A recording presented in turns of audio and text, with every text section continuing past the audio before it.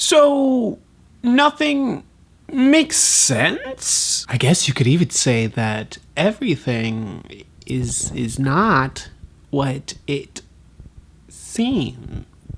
Well, you know everything's gonna be a breeze. Sorry, I had to, but not sorry. Everything is not what it seems. Yellow, my little filmer dudes and my super sleuths. My name is Ivan Montero, and thank you for joining me on my journey to uncover and discover Only Murders in the Building Season 5. Spoilies, of course. And my apologies for getting the last video up mega late. Hopefully that's not the case for this time. Still going through a couple things. My family visited last weekend, so it was a lot of whammies all at once. But first things first, we gotta realign the train tracks a little bit. I was slightly wrong on who I thought was going to be whose foil this season with the Billionaire trio and the Only Murders trio. Jay and Mabel got that correct, but it turns out it's not Oliver and Bash like I thought, and Charles and Camilla, it's reverse. Honestly, it makes the most sense once you see it. Also, this episode,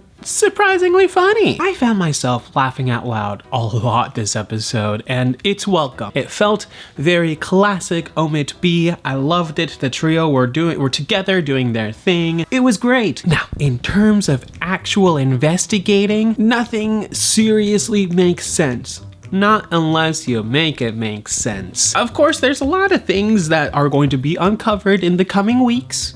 I'm just severely impatient. However, I do believe that I have once again figured it out. First off, we gotta explain the 5 birds from Lester's ledger. Vince Fish says, per Lester's notes, there are 5 birds present. However, when he reads off the list and you go back and see the picture, there's only 4 birds listed. Where's that 5th bird?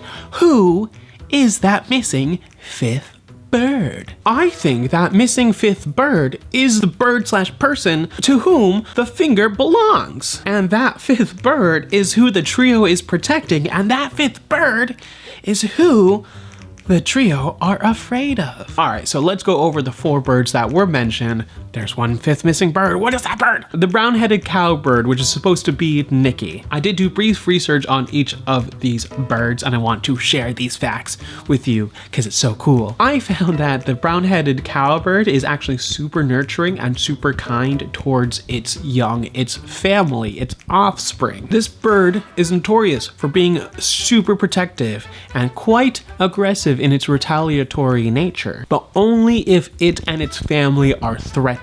Now just remember all of that. I'll come back to the correlation with Nicky later. Then we got the Eurasian jaybird, which is J. Flug. In European folklore, I discovered that this bird is known as the trickster or the gossip bird.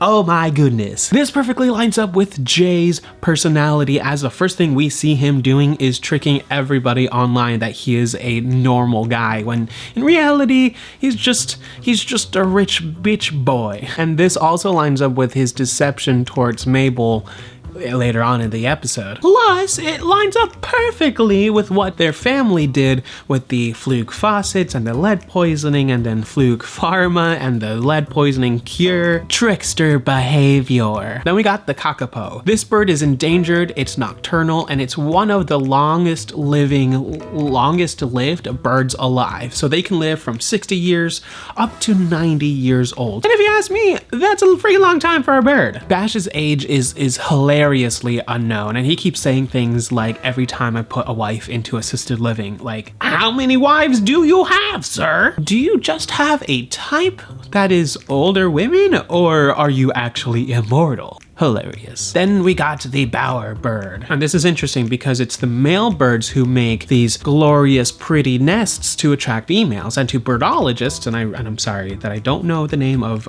birdologists, I realize the irony of the level of effort that I've put into finding these bird facts, but not what a birdologist is actually called. So I do apologize, but for the time being, birdologists refer to these nests as art galleries, and I find that massively interesting. These birds will use quite anything to attract the female bird with their art gallery nests, and I mean anything, and they are known as the decorator birds. And Camilla is 1000% a decorator bird. I just find it interesting that they gave Camilla the male role of the bower bird, even though she is female, but I love that because it actually speaks so much on Camilla's personality. She doesn't care about positions, she doesn't care about titles, about assignments, she doesn't care about anything. She sees something that needs her work, she wants it, and she'll take it, no matter what, even if it doesn't technically belong to her. It's a gift for you from her. And this brings us to the finger. Now, I did find it weird how badly bandaged Jay's finger actually was. Like you could really see the hump, the bump, the lump. And there was many times in which Logan Lerman would raise up his hand and I'm like, dude, what the hell are you doing? You could obviously see that your finger is just bent. And I took a screenshot of the most egregious one because it was just, I was gonna point this out anyway. I thought the show was being a little bit cheap. But apparently not. Thank God it's just Jay being our punk ass rich bitch boy. He even said that he's gonna go rock climbing with some friends. Like, with what hand, Jay? Oh, Jay, what a punk ass rich bitch boy. This then begs a new question. Whose finger is that really? As it's discovered at the end of this episode, that finger is left-handed. Well, it's a left-handed finger, and Jay is pretending to have his right hand finger cut off, which Mabel notices, but not quick enough. The billionaires have played our favorite trio beautifully, and they have locked the trio out of investigating, or rather telling this story, for 3 years. That is crazy. Now, hear me out. Are the billionaires, are they hiding a crime that they themselves committed? Or are they trying to protect the main trio and keep them alive? Hear me out, the Billionaire Defense. Camilla was shocked that Mabel, Charles, and Oliver had done an autopsy on Nicky's body. As far as they knew, nobody else had seen or touched the body before the police had discovered it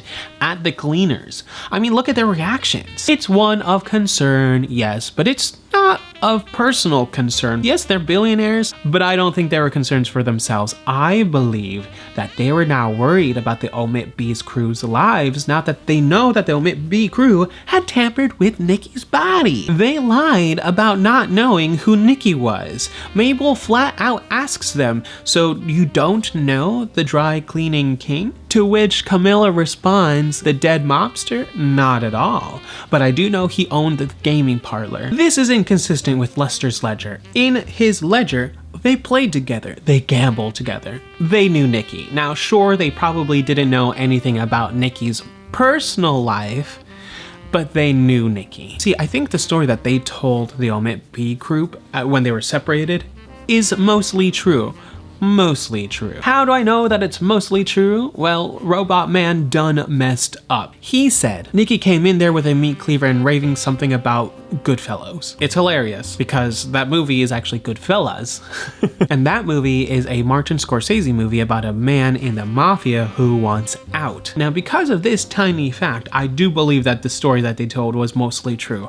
All up until the finger chopping. It wasn't Jay's hand that Nicky had chopped, it was the fifth bird. And I think I know exactly who that fifth bird is. And that bird, that person, is the big bad, the main guy who is in charge of everything. And that fifth bird, I believe, is the main villain, the main killer, the one pulling all of the strings, and I do believe that he may even have killed Lester, thus making it one killer and connected murders.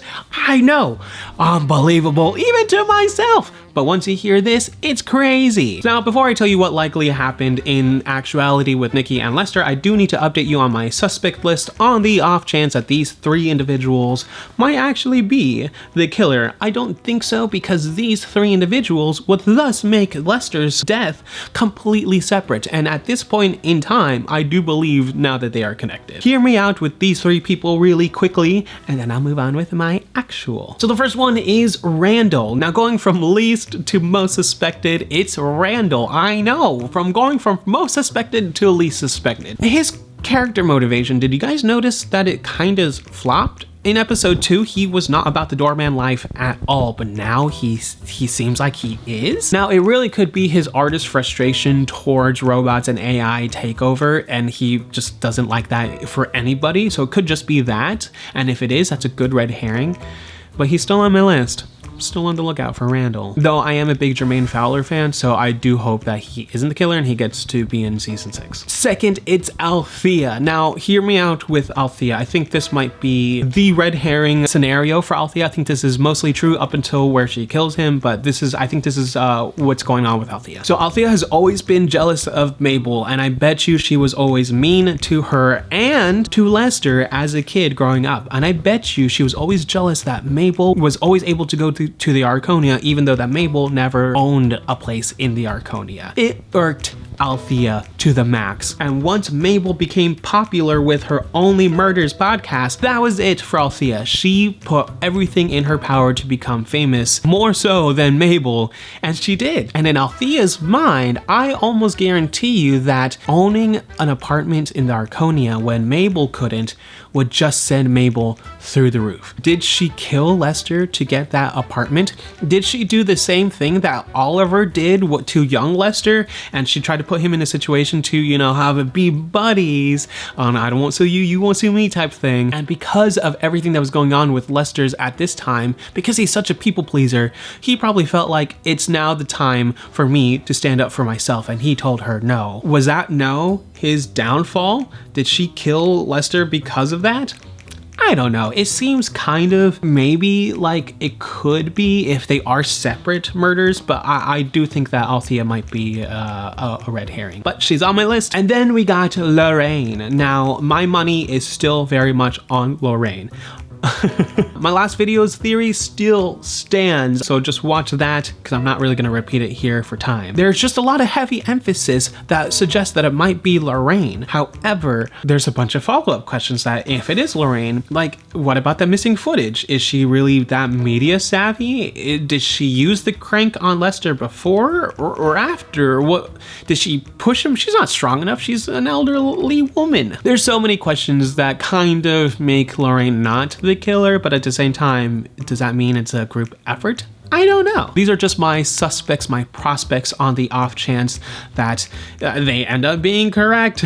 And my wild theory is just a wild theory. But with that being said, I give you my wild theory. Here is what happened to Nicky and Lester. Remember in episode 1 how Sophia said that Nicky was a failed mobster? He is in so much debt, he is deep in drugs and so much Bob, etc. He wants this life so bad, but he's so bad at it. This dude is trying so hard and he is so stuck in the past while trying to preserve the past, but he's not doing anything to keep up with the times. Because of that, I do believe that there is a Wizard of Arconia Oz situation going on here. Nicky is not the main guy in charge, no matter how hard he tries to appear to be. The real guy in charge is the one who gave Nicky this underground gaming parlor. He gave Nicky the dry cleaners as a front, and he gave Nicky all of the tools to become the mobster king that he's always wanted to be. To Nicky, who freaking cares about anything else? He was living the dream. Finally, something snapped in Nicky's mind and he wants out. And I do believe that it is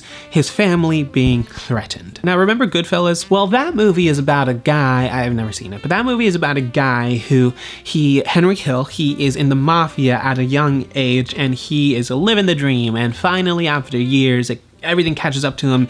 So much debt and drugs and women and mob, etc. And his family is severely threatened. And this is too much for him and he wants out. So long story short, because I've never seen the movie and only read about it, he testifies and it goes into witness protection program and I guess movie's over. Again, I've never seen it. The point is, it's about a man who wants out of the mafia because his boss is threatening everyone.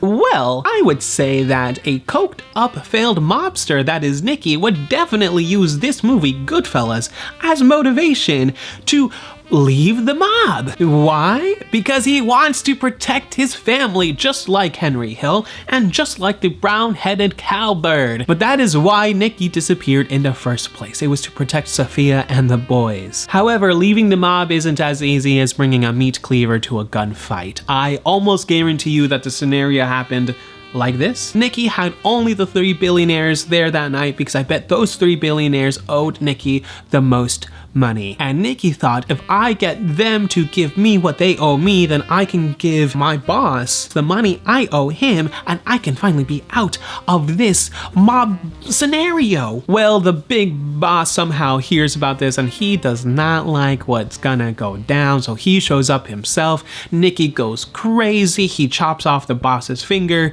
and then he gets a chest full of meat cleave. The billionaire trio witnesses all of this and says nothing because they are afraid of this main guy, this 5th bird, because technically this bird owns all of them. Remember, in the mob, in the mafia, in the world, there's always a bigger fish, and in this scenario there is a bigger bird. This guy, this main guy, is the bigger fish bird. Well, who is this biggest fish bird?